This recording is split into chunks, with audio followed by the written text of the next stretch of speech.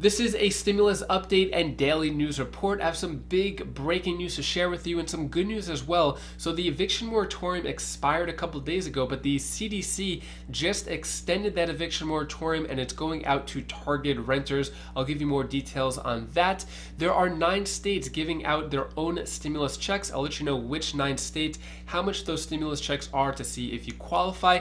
And with the infrastructure package, Mitch McConnell saying that he wants to slow it down and not pass it right away. Meanwhile, Chuck Schumer wants to do it as soon as possible. I'm going to play you a viral video clip of Chuck Schumer physically cutting in front of Mitch McConnell to give an announcement. You don't want to miss that one. And then I'll answer the questions you leave for me in the comments. Hope you're having a wonderful Wednesday. If you appreciate these fact-based, fast-paced updates, hit the like button down below. So the Biden administration announces new targeted eviction moratorium for many renters. This eviction ban, which expired August 1st, is now going to be extended until October 3rd, according to the CDC.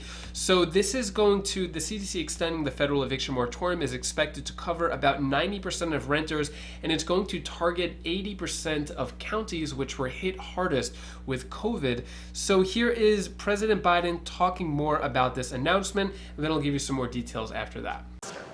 The answer is twofold. One, I've sought out constitutional scholars to determine what is the best possibility that would come from executive action or the CDC's judgment. What could they do that was most likely to pass muster constitutionally? The bulk of the constitutional scholarship says that it's not likely to pass constitutional muster, number one. But there are several key scholars who think that it may, and it's worth the effort. But the present, the court's already ruled on the present eviction moratorium. So I think what you're going to see, and I want to make it clear.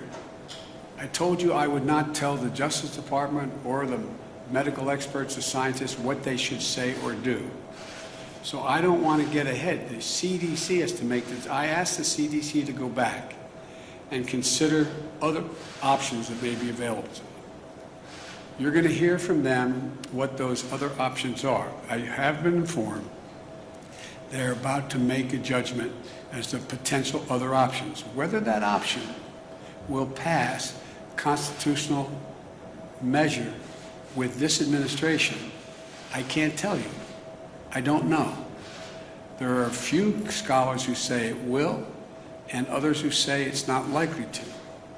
But at a minimum, by the time it gets litigated, it will probably give some additional time while we're getting that $45 billion out to people who are, in fact, behind in the rent and don't have the money. That's why it was passed in the act that we passed in the beginning of my administration, and it went to the states. We were under the impression that the states were moving this money out relatively rapidly.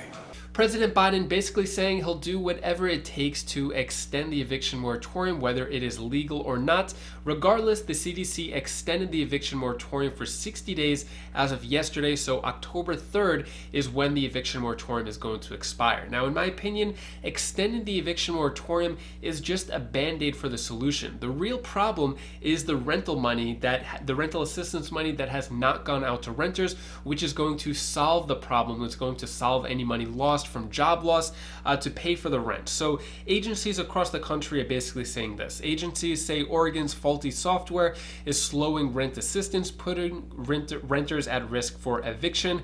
And then we have this, why tenants are still struggling to pay their bills despite $46 billion in rental relief available. So there's $46 billion in rental assistance available to millions of renters across the country. But out of that $46 billion, just $3 billion went out. So there's the big problem right there. So basically they're extending the eviction moratorium just to buy some time to have this state rental assistance money, the $46 billion, go to renters so it could pay for back rent. It could pay up to 12 months of rent. Landlords could get their money. They could pay their mortgage.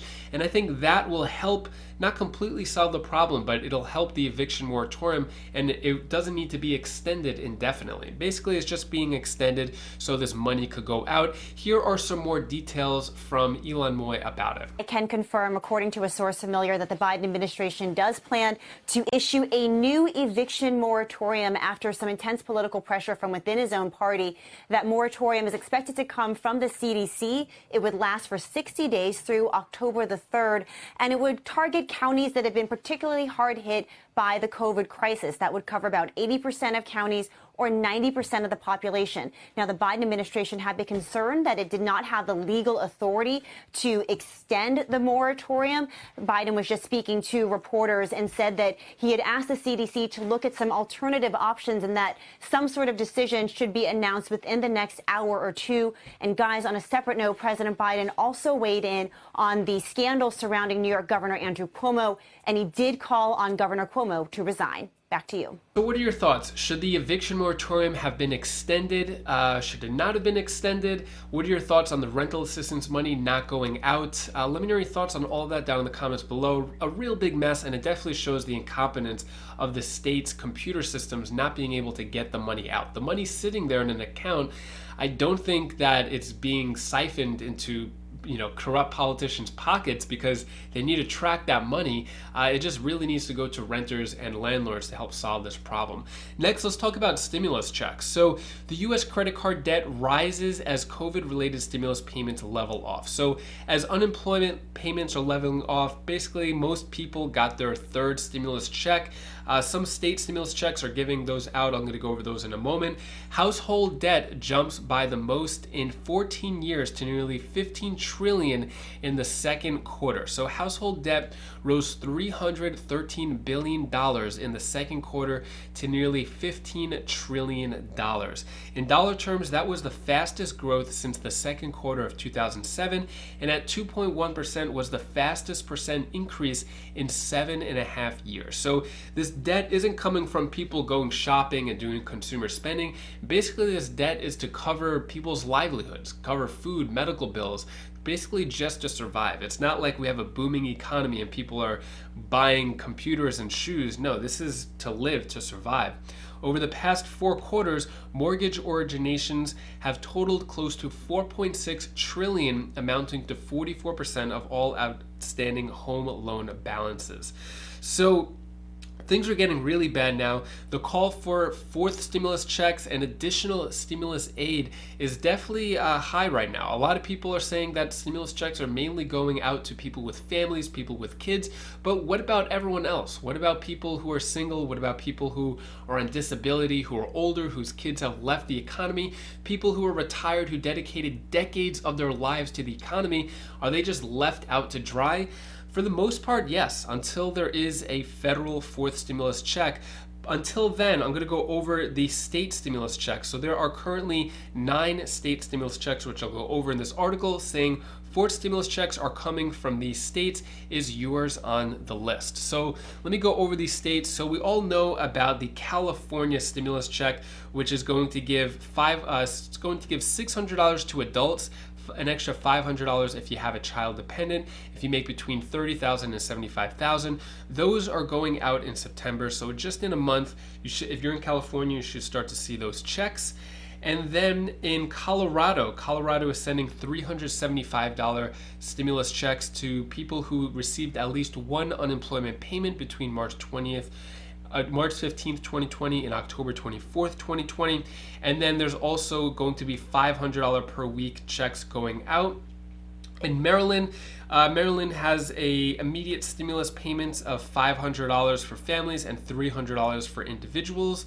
New Mexico is going to give, they have $5 million, which is going to be distributed. It's going to give $750 stimulus checks in New Mexico. Florida has a few different ones here, so it's going to be $1,000 stimulus checks to most teachers and administrators. It's also going out to first responders. Then in Georgia, there is for full-time teachers and administrators get $1,000 checks, and then part-time teachers are receiving $500 stimulus checks, and there's a plan underway to provide for pre-K educators as well. Michigan is going to give out $500 hazard pay bonuses. Tennessee is giving out $1,000 checks labeled as hazard pay bonus to full-time teachers, and then part-time teachers get $500 checks, and then they're going to get their checks at the end of the year. Texas is going to give out, different counties are going to give out $500 bonus, and then $2,000 payments will be distributed to staff who return to the classroom in September.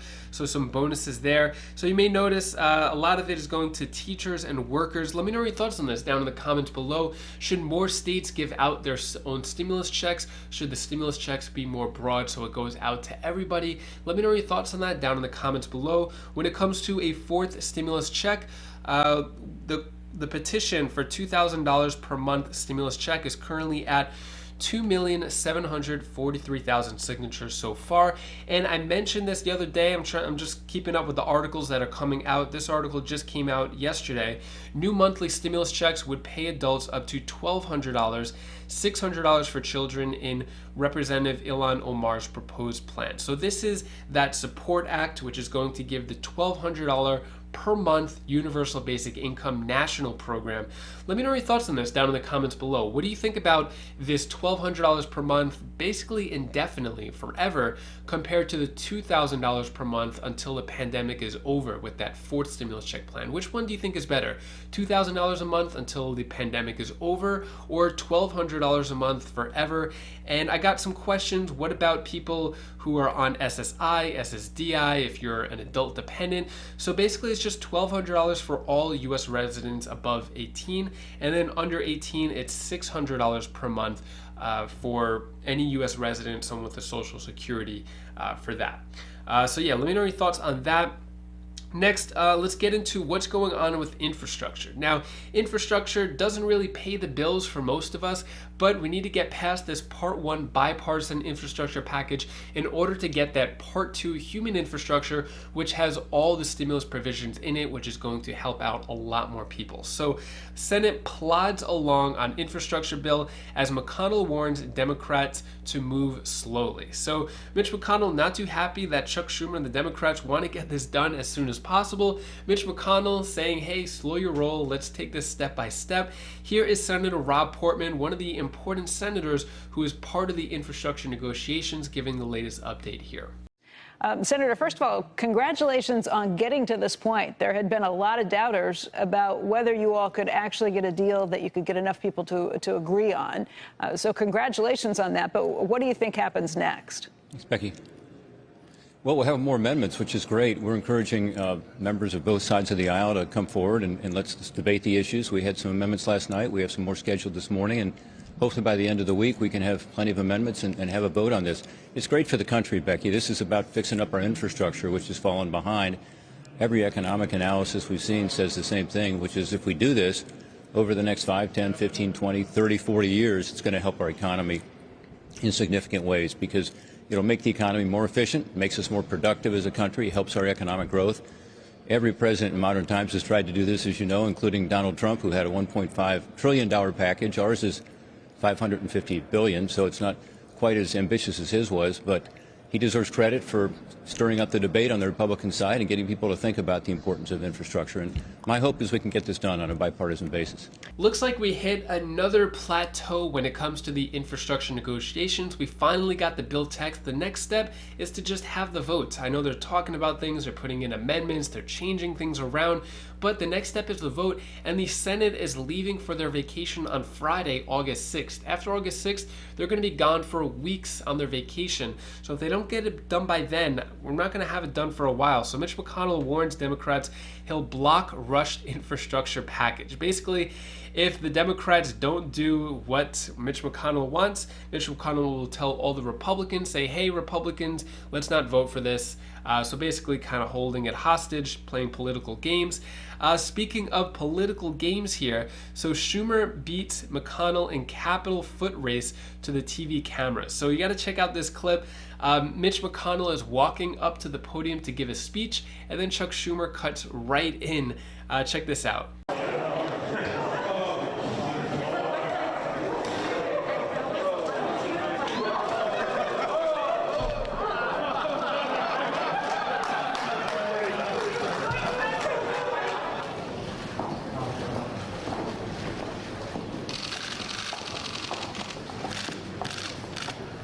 you all remember what they used to say about Chuck over in the house. You never want to get between Chuck and the camera. Just had a first-hand experience with that. I must say he was quite good at beating me to the microphone. Looks like Chuck Schumer showing Mitch McConnell who is boss, who is the now majority leader of the Senate. But this doesn't really matter. This is more of like a trivial matter. Let me know your thoughts on that down in the comments below. Do you think there's any animosity there? Was there any mind games going on? Or is this just, politics as usual? Let me know your thoughts on that. Next, I'm going to answer the questions you leave for me in the comments. Bernice Weston asks, what about the American people who are in forbearance for their homes? Will there be another extension? So at this time, the CDC eviction moratorium is just for renters. The forbearance has not been extended within that case. Cheryl Gale asks, I have a 13 and 16-year-old child and got one check. Could someone tell me where or who to answer my question? So if you only got one stimulus check, I'm assuming that's what you mean. You're going to have to, you should have filed a rebate recovery credit to get the first and second stimulus check. For the third stimulus check, you're going to have to wait until next year for that. Next question, Jewel Gaspard asks, the section from Bella is a repeat. Is it because she's in summer camp? Or what's going on with her? So yeah, at the end of these videos, I do a Bella's tip of the day. She is in summer camp. She doesn't come back till late. She's tired. But also in general, I ask her, whenever I see her, do you want to do a tip of the day? Sometimes she says yes. Sometimes she says no. So if she says no, I respect her space. I don't want to force her to do it. So that's why I do repeats of that. Next, Paula Faufada asks, garbage, how does that infrastructure put food on my table? So yeah, the infrastructure package, the Part 1 bipartisan, isn't really giving out a lot of stimulus money. There's job creation, which could benefit people with jobs, but in terms of like giving out more stimulus programs and stuff like that, it's going to be in the second part, the human infrastructure. We're still waiting here on that. That is all the stimulus news I have for you today to hopefully cheer you up a bit. Here's my daughter Bella's tip of the day. Hi guys, this is Bella. This is the tip of the day. I'm going to tell them one thing they should do. Treat people equally. Because that you have to be nice to people. If you be nice to people, they will be nice to you. It will work. Try. Thank you so much for watching up until this point. Really appreciate your time. So my daughters are both in camp. They're gonna do until I think next week is the last week of camp. So yeah, they're just living it up, having fun all day, going to water parks and whatever the camp does with them. Anyways, if you want to check out any of my other stimulus updates, you could click this link down here or click this link up here for my other channels, and I'll see you in the next video. Take care, be safe. Thank you for watching.